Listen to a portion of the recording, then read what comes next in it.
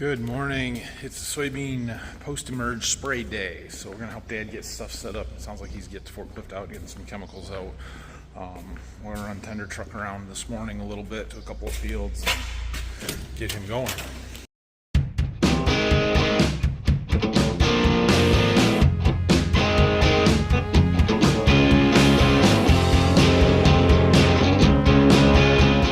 Well, our float valve is working. That tank is full, which also means this tank is full. So that's 5,000 plus 2,500, that's 7,500 gallons of water we're starting the day with, so that should be plenty. But we're going to use a bunch of it right now. We're going to load the tender trailer with 2 full loads, maybe a little more than 2 full loads worth of chemical, or not of chemical, of water. And take it to those farms we walked them yesterday. There's like 2,500 or 250 acres there. And then Dad's going to load the sprayer up for the first load. And then we're going to load the chemicals that we need on here and take it down there. So we'll have quite a bit. Yeah, got a lot of stuff sitting out here. So this Brawl, this is S-metolachlor. It's a generic dual. We're using that on beans to help give us a little more pre-emerge control, overlapping residuals, basically. We've got ammonium sulfate. Dad was getting out over here. He's got a shuttle of the clethodim. This kills volunteer corn. Because our volunteer corn is Roundup ready, it's Liberty resistant. The other stuff that we're putting in the tank won't kill it. You have to have a grass killer specifically, which the clethodim is. So that's why we use that. And then right here, and what we're going to use for these first 3 loads today, is this Enlist 1. Enlist can be sprayed on our Enlist beans. It's a 2,4-D type of herbicide, or it is a 2,4-D herbicide. But it's approved for spraying over the top of Enlist traded soybeans. So we're going to use that on the super weedy fields. And then up here we have our glyphosate and our Liberty. We are not using all 3 of these. We're using kind of one or the other, and maybe adding some glyphosate. Just depends on the field and the weed pressure and what we're using exactly. So yeah, we should have everything we need out here. Oh, we need some water conditioners if we're going to use any glyphosate. Surfactant stuff. Well, I guess we got the ammonium sulfate, so. Got our water loaded up. Got Dad loaded up with the sprayer. Now we need to put the shuttle of Enlist on the truck so we can take it over there. I got the other jugs we need, I think, loaded up. Should be ready to take the truck over. Let's go. Take this over to the field. All right, we got Dad set up and spraying, so it'll take him a little while to do those 3 fields over there, or two fields, 3 loads. I'm gonna run to town. A week and a half ago, ordered oil for our 360 Rain. It uses a specific Schaefer's oil that I probably could find something else, but as long as I need this oil to run, and I'm gonna use what they recommend. So. Our local hardware store is a dealer for Schaefer's and said they could get it. It was a week and a half ago. They haven't called me yet, and I'm getting a little irritated. So I'm going to go see if they've got it. And if not, we're probably going to order it online and tell them, well, I gave you a chance and you didn't get it. So I don't know how long I'm supposed to wait for them. No oil. No oil. It's a little frustrating because I ordered it a week and a half ago. Almost nobody there could remember or find an order or anything, and they didn't have it. So I ordered it from their parking lot. It'll be here on Thursday from somebody across the country. Wait a minute, what's today? Yeah, it's Tuesday. It'll be here on Thursday, it said. So I was trying to do business local. I tried. I found the closest dealer for what I need and went, and they can't pull it off. So anyway, that's where we're at. I spent a little time in the office getting work plans ready for the sprayer for the rest of the fields that Dad needs to spray. I had done the 3 that he's doing now. We're putting a little different mix over there than what we're using everywhere else. We had some Enlist that we wanted to get used up. It's actually left over from last year. I figured that would be a good spot to do it. He's going to switch back to Liberty when he's done there. And then the fields where we're going to plant wheat this fall, we're going to leave the dual out, that added residual, because it's possible that it could, well, I think we might be within our plant back restriction. I think it's 4 months to plant wheat back into a field that has the dual sprayed on it, and so we can't spray that where we intend to plant wheat this fall. So anyway, I'm going to get the trailer hooked up, and we're going to get the drone stuff loaded. I believe that I am done using the trailer for seed business stuff for quite some time. I have like 4 boxes that I need to pick up yet, but they're at two different places, and I can just put 2 boxes in the back of my truck. I don't need the trailer for that. So well, let's get the drone stuff set up. We've got a little spraying to do with that. We might get to this afternoon. We might not, but we'll see.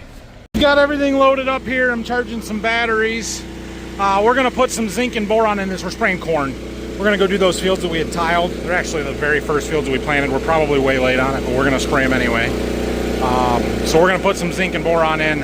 I don't have my shuttles hooked up over there anymore, so we're just going to measure it out. I need 8 gallons of each one. It's not a big deal. We'll just dump them in the top of the tote here, and then we'll pull over and get our water, throw in our fungicide and our source, and we'll be good to go. We need 160 gallons total here. All right, we are all loaded up. We got everything we need in the right tote there. The left tote is fresh water just for rinsing stuff. I guess we should fill the gas tanks up on the generators yet. But we should be good to go. I'm gonna go grab some lunch too. I need some straps. My straps are down in the seed warehouse. That's the second time this plane has made this circle.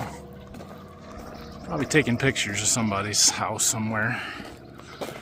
The drone business is not the spray drones, just the regular drones, has kind of killed the aerial photograph business from the airplane guys, hasn't it? I don't buy them anymore because I can take my own. Well, let's do some flying, shall we?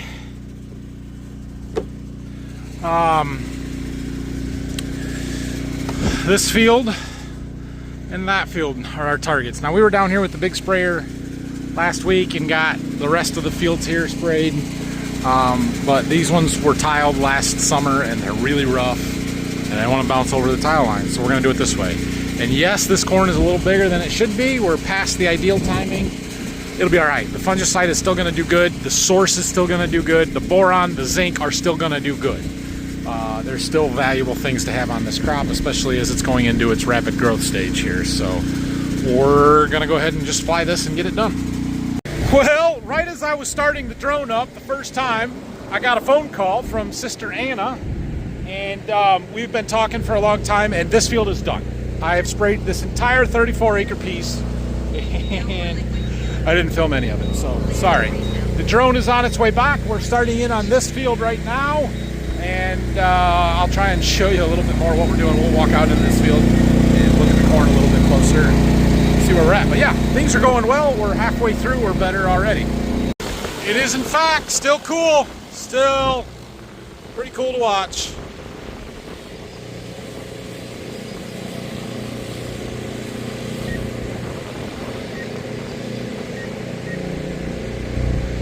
Can't even see it spraying, but it is. See a little bit, I guess.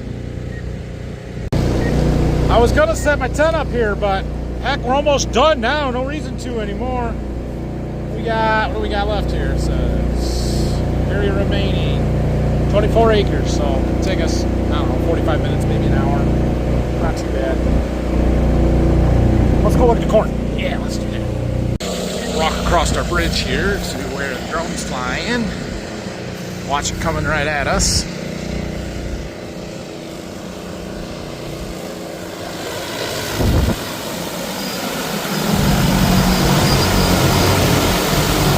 Somebody commented on one of my drone videos asking why it turns and on the ends instead of just sliding over and flying backwards. Well, the nozzles are always in the back for your spray pattern and coverage, so that's why it turns. Anyway, we don't really need to walk too far out here. We got corn right here. You can see the ground starting to dry off in the centers, but it's still moist under the corn, partially because it's shaded, more so because this corn is a giant funnel and all the water runs right down the stem to the roots, which is good. You can see here's our V1 leaf. So that means this is 2, 3, 4, 5, 6, 7, and 8. So this is V8 corn. This is about, yeah, this is as tall as we would like it to be when we're spraying this fungicide, but it's okay, it's fine. We'll be all right. This corn is in the stage of its life where it basically doubles in size every week. Has been for a week or two now, where it's growing extremely fast. And you can see the stalks are getting some girth to them down here. Looks really good. Everything is developing nice. We've got plenty of moisture. Hopefully we continue to get some, which there's plenty of rain chances in the forecast over the next week. Next week's going to be in the 80s. It's perfect corn growing weather. So everything looks pretty good. We're giving it a little kick here. Keep things in good shape until we get to our tassel application. But yeah, right now, it's hard to find too much to complain about as far as the crop growing. Maybe the price of what the crop is worth and how much the stuff that we're putting on costs. But actually, this application is pretty cheap. But, you know, as far as the weather and the crop, it looks really good. Well, we are just about done here. Not doing perimeter yet, but it's getting close. We're on the last pass, yeah. And we gotta refill one more time to finish the perimeter around the field. We'll wrap this one up and get back to the farm and see where Dad's at with the spraying. Got a little bit left in there. I don't know, we might have a little more than what we need to finish it, but we've got a little bit more of this that we're gonna do, so that's okay. I mixed up enough to spray 65 acres, and there's really like 64.8, and then we take off a 5-foot buffer around the fields, and so we really didn't have quite as many acres as what I had mixed up chemical for, so I expected that. We've got about 100 acres that we could spray yet. Whether we do spray that or not, I don't know. We'll probably do something. It won't happen today, I don't think. We're done, loaded up, ready to go. We're gonna drive back through our lane here and look at the field around the corner. Was one of the ones that had the worst grass in it, and I sprayed it with some glyphosate. Let's go see if that grass is dead yet. It's certainly bigger than it was when we were here. When was that? Thursday? Friday last week? It was Friday. Saturday. It was Saturday morning. So it's only been 4 days since we sprayed this, so I don't expect things to be crispy. But it is dying. You can see the yellowing on the leaves, and this grass is all dying. So it worked. Gosh dang, this corn's doubled in size since Saturday. Holy crap. It's growing fast. It's growing really fast. We should actually get something on these end rows. These ends, 3 years ago when we had corn here, we got basically nothing because there was so much weed pressure in here and we didn't take care of it. That was my bad. But my chemical rep thinks that we get grass seed blowing from the landscaping companies and stuff coming off of the turnpike there. I don't know if there's much truth to that or not, but we do have more weed and grass pressure on these ends as close to the turnpike as we get than anywhere else we go. So yeah, there might be something to it. Just because we're here, let's look at a corn plant. Let's see, where's our bottom leaf? Can we find it? Cannot. All right, well, there's one. No, that's not a bottom leaf. That's a second leaf. There's the bottom. 1, 2, 3, 4, 5, 6, 7, 8, 9. This one's at V9. And quite a bit into V9 versus the stuff that we just sprayed was at V8. So, did we outpace that and gain an extra growth stage since Saturday because we've put that fungicide on and gave it that kickstart there? Or was this just ahead, or is it just that individual plant? I mean, really, you'd have to look at a dozen of them and take an average to get any kind of statistical difference. But, yeah, this corn's a little ahead of that, so. And the other field was planted first. It was all the same day, but it was planted first. I don't know, something. I think this fungicide pass is a big one for us. I think it works. I think it does a lot. Got a little road work happening here. We're stopping traffic, so we're gonna have to wait our turn. We're going north through the opposite way of all this traffic, so just let them clear and we should make it through. So we do have more drone spraying to do, so we're just gonna park this in the barn here and leave everything on it. We might do some more tomorrow. We'll see how the day goes. Looks like Dad's gotten some more done. The piles and boxes and stuff are getting smaller, so that's good. We are going to do some spraying tomorrow. Dad's going to keep spraying beans. And I think I'm going to spray some beans. I think I think I'll spray some beans tomorrow too. We'll just use that sprayer. You guys remember when I was at the John Deere dealer a week or 2 weeks ago, and I was saying how nice that 616R in their driveway looked? It looks really nice in my driveway too. That's what this is. It is a 616R. Holy crap, it's huge. We did not buy it. This is a dealer demo from my John Deere dealer. They had asked me if I was interested in running it, and I kind of told them, of course I'm interested in running it. I'm not buying it, but it would be cool to run, and well, here it is. So yeah, they're gonna come down in the morning and we're gonna figure out how this thing works. She's pretty nice. There's the instructions. I'm sure I could figure it out. Ooh, the seat swivels. Our sprayer seat does not swivel. That's nice. Got the fridge.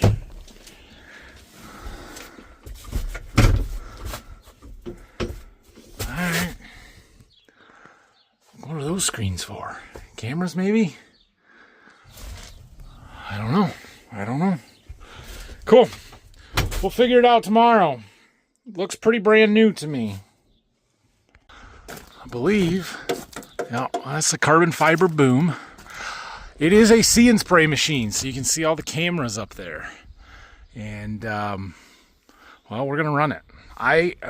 We'll find out. We'll find out how this goes here. It's a single tank machine, but it is See and Spray. I have been a rather public skeptic of See and Spray. Not that I don't see any value there. I just think that the chemicals that we're going to save aren't worth the $5 an acre application charge. Now I heard that charge maybe is different, or I don't know. But you know, the things that we're going to put on the beans here tomorrow aren't super expensive, and so we're not going to save a lot of money by running See and Spray. But the technology is cool. We're going to see if it works. Really, what I'm more interested in this and learning from this is the exact apply and learning how that works. I think that's going to be really cool to see. They got this swept back nozzles, so you can See and Spray works. That's cool. It's cool. And then the newer machine, you know, the R series sprayers and stuff. Obviously, it's a big upgrade over our 4930. And we are sprayer shopping, right? Like not super actively shopping for a sprayer, but it is on the list of things that we would like to upgrade. Probably not going to end up with a 616R See and Spray machine. But a 412R or a 612R exact apply, that fits the bill pretty well. So we'll see. Anyway, that's tomorrow's plan for in the morning. The guys are going to be down here first thing in the morning, and we're going to spray a bunch of beans. So we've been running this generic dual, and that is a pre-merge. That's a residual that you have to put on everything. Well, that doesn't work with See and Spray, right? And so the problem with that is that it may have some problems with our wheat this fall that we want to plant. And so my plan is to spray all of the soybeans where we intend to plant wheat this fall with the See and Spray machine. And we'll just leave the dual out. We're going to leave it out anyway on those. So the only things going in the tank will be Liberty, which will kill basically everything, or all the broadleaves, the non-Liberty resistant crops. The Clethodim, which is a grass herbicide and will kill the volunteer corn. And then we may throw some glyphosate in there just for some added grass benefit, because we should be saving a bunch on chemicals anyway. So, yeah. Dad just came back and loaded up again. He's going to go spray another one here tonight. 2 sprayers. Look at that. Yeah. Let's see. He should get close to 600 acres done here tonight, so that's pretty good. He'll be close to 600 acres. He's not quite there. After this load, over 550, I think, for the day. Plus the 65 that I sprayed. So, yeah, we're having a good day. We'll have another one tomorrow and get just as much done.